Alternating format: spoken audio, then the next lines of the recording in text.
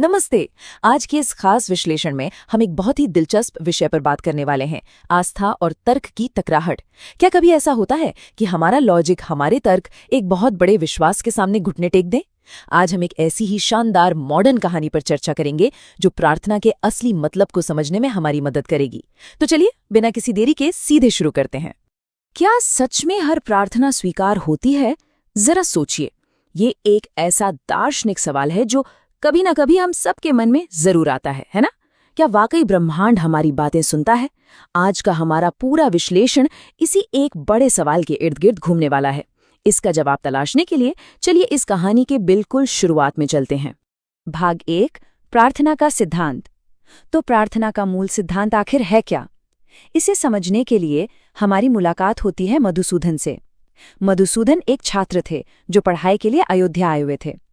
लेकिन जब उनके पैसे खत्म हो गए तो उन्हें वहां के एक स्थानीय आश्रम में शरण लेनी पड़ी। अब उस आश्रम के जो गुरुजी थे, उनका एक नियम था। वो रोज अपने प्रवचन में रामचरितमानस की एक बहुत ही कमाल की चौपाई जरूर सुनाते थे। चौपाई थी, जहाँ के जे पर सत्य स्नेहो, सो ते ही मिले ही न कछु संदेहो। गुरुजी बड़े ही सरल शब्दों में समझाते थे कि जिस चीज से हमारा सच्चा स्नेह होता है, जिसे हम दिल से चाहते हैं, वो बिना किसी शक के हमें जरूर मिलती है। मतलब सच्ची इच्छा ही सफलता की असली गारंटी है। कितनी गहरी बात है। भाग 2, संदेह और गुरुजी का अटूट विश्वास। देखिए, जहां बहुत ज्यादा विश्वास होता है, वहां कभी-कभी लॉजिक या तर्क भी अपनी जगह बना ही लेता है। और यहीं पर एक बहुत ही दिलचस्प वैचारिक टकराव देखने को मिलता है। एक तरफ है मधुसूदन का लॉजिक कि हर प्रार्थना तो स्वीकार नहीं होती, और दूसरी तरफ है गुरुजी का ज्ञान। गुरुजी ने प्रार्थना के काम करने के कुछ नियम बताए थे। उन्होंने कहा कि प्रकृति ने एक ताला लगाया हुआ है। अगर हम कुछ गलत मांग रहे हैं या कुछ ऐसा मांग रहे हैं जो हमारे लिए सही नहीं है, तो वो ताला खुलेगा ही नहीं, प्रकृति उसे रोक लेगी। लेकिन अगर प्रार्थना एकदम सच्चे हृदय से, विनम्रता के साथ और हमारे अपने भले के लिए की गई है, तो वो हमेशा सुनी जाती है। मतलब बात सिर्फ मांगने की नहीं, बल्कि सही नियत की है। भाग 3, 15 साल बाद समय कैसे पंख लगाकर उड़ जाता है। आइए देखते हैं कि क्या इतने सालों बाद गुरुजी का वो ज्ञान सच साबित होता है या नहीं।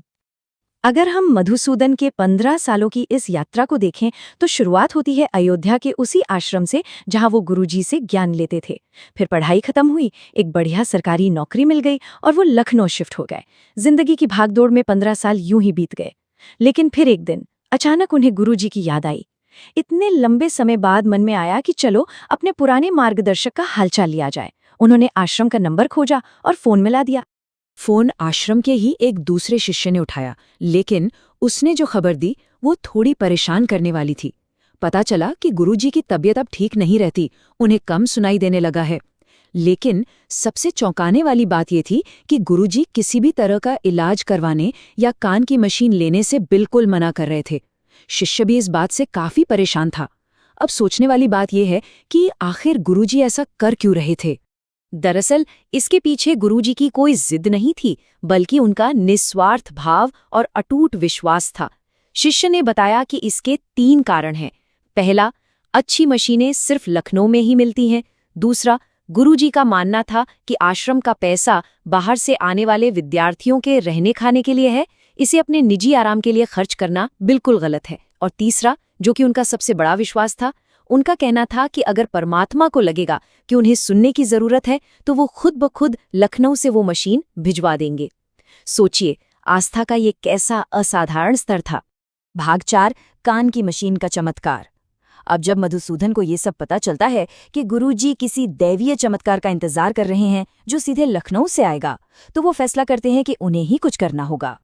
बिना देर किए मधुसूदन ने कुछ बहुत ही प्रैक्टिकल कदम उठाए। सबसे पहले तो उन्होंने ठान लिया कि वो गुरुजी की मदद करेंगे।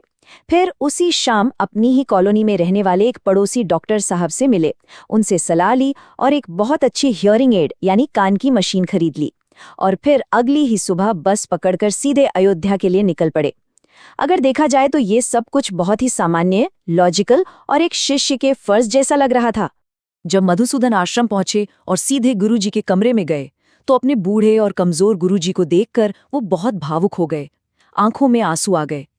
लेकिन तभी उनकी नजर बिस्तर के पास रखी मेज पर पड़े एक पुराने से कागज के पर्चे पर गई, और वहां जो लिखा था वो एक ऐसा संयोग था जो किसी भी लॉजिकल इंसान के दिमाग को हिलाकर रख दे। और सच बताऊं तो ये हमारे आज के विश्लेषण का सबसे बड़ा टर्निंग पॉइंट है। उस पर्चे पर ठीक उसी डॉक्टर का नाम और उसी मशीन का जिक्र था जिससे मधुसूदन लखनऊ से मशीन खरीद कर लाए थे। जरा इसकी गहराई को समझिए। अयोध्या में गुरुजी के पास जो पुराना पर्चा रखा है उसमें लखनऊ के उसी डॉक्टर का नाम है जो मधुसूदन का पड़ोसी है, और मधुसूदन को इस बारे में दूर दूर तक कोई जानकारी नहीं थी। उन्होंने तो बस अपने पड़ोसी होने के नाते उस डॉक्टर से मदद ली थी। ये देखकर मधुसूदन रो पड़े। उनके तार्किक दिमाग को अब ये पूरी तरह समझ आ चुका था कि ये कोई इत्तेफाक नहीं बल्कि एक सच्चा चमत्कार है। और फिर जैसे ही वो मशीन गुरुजी के कान में लगाई गई, ये कहानी मानो अपना पूरा चक्र पूरा कर लेती है। मशीन लगने के बाद गुरुजी ने जो सबसे पहली आवाज सुनी वो थी मधुसूदन की। मधुसूदन रोते हुए वही पुरानी चौपाई दोहरा रहे थे, जह के जेह पर सत्य स्नेहो सो तेह मिले ही न कछु संदेहो। जो हम सच्चे दिल से मांगते हैं वो हमें जरूर मिलता है। गुरुजी को बस इसी बात का इंतजार था कि लखनऊ से सही मशीन आए, और परमात्मा ने मधुसूदन के जरिए ठीक उसी डॉक्टर की मशीन वहां पहुंचा दी। ये आस्था की एक बहुत बहुत बड़ी जीत थी। भाग 5, कर दिखाओ कुछ ऐसा। ये पूरी घटना एक बहुत ही गहरा सबक देकर जाती है। गुरुजी ने मुस्कुराकर बस इतना कहा कि अब तो समझ में आ ही गया होगा कि प्रार्थना सच में कैसे काम करती है। अगर हम सच्चे मन से निस्वार्थ भाव से कुछ मांगते हैं तो पूरी प्रकृति उसे सच करने में जुट जाती है। जो मधुसूदन कभी हर बात में लॉजिक ढूंढते थे, आज उनके पास विश्वास करने का सबसे बड़ा सबूत मौजूद था। इस अद्भुत और सकारात्मक संदेश के साथ चलिए उन रिसोर्सेज पर एक नजर डालते हैं जो हमारे स्रोत सामग्री में बताए गए हैं। आरजे कार्तिक का हमेशा से यही संदेश रहा है कि हमें जीवन में कुछ ऐसा कमाल का करना चाहिए कि दुनिया हमारे रास्ते पर चलना चाहे। उनकी ये प्रेरणादायक किताब हिंदी में और अब अंग्रेजी में डू समथिंग दैट मैटर्स के नाम से भी उपलब्ध है। इसके अलावा उनकी वेबसाइट पर द आर्ट ऑफ स्पीकिंग का एक नया कोर्स भी है। ये सभी चीजें हमें अपनी जिंदगी में कुछ सार्थक करने के लिए प्रेरित करती हैं। और अब इस विश्लेषण को खत्म करने से पहले एक बहुत ही गहरा सवाल हम सबके लिए। हम अपनी किस सच्ची प्रार्थना के पूरा होने का इंतजार कर रहे हैं?